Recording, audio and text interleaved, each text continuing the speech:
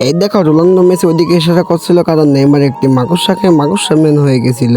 নেইমারের এই মাকড়সা ম্যান হওয়া দেখে তো মেসি রোনালদো এমবাপ্পে অবাক হয়ে যায়। তারপর ওই লোকটা তিনটে মাকড়সা দেখালে এমবাপ্পে গিয়ে সবুজ মাকড়সাটা নেয় এবং সেই মাকড়সাটা সে খেয়ে ফেলে।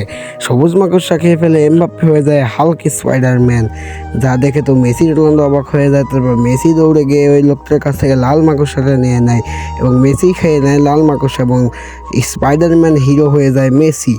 তারপর এদিকে রোনালদো তো অবাক হয়ে যায় এবং রোনালদো দৌড়াতে দৌড়াতে গিয়ে লোকটার কাছ থেকে কালো মাকড়সাটা নিয়ে কী হলো তা দেখা থাকে। তুমি যদি টাকার চেয়ে বেশি তোমার আম্মুকে ভালোবেসে থাকো তাহলে ভিডিওটা একটা লাইক করে আমার চ্যানেলটিকে সাবস্ক্রাইব করে দাও। এই দেখো রোনালদো কালো মাকড়সা খায় কিন্তু রোনালদোর কিচ্ছু হয় না, যার ফলে রোনালদো তো অবাক হয়ে যায়। ওই লোকটা কালো লোকটা হাসতে থাকে। এই জন্য তোমরা যদি রোনালদোকে সাহায্য করতে দাও তাহলে ভিডিওতে একটা লাইক করে চ্যানেলটিকে সাবস্ক্রাইব করে দাও। রোনালদোর বন্ধু তাকে একটি বড় মাকড়সা নিয়ে এসে দিয়ে দেয়। রোনালদো যা খেয়ে হয়ে যায় মাকড়সাদের রাজা স্পাইডার কিং।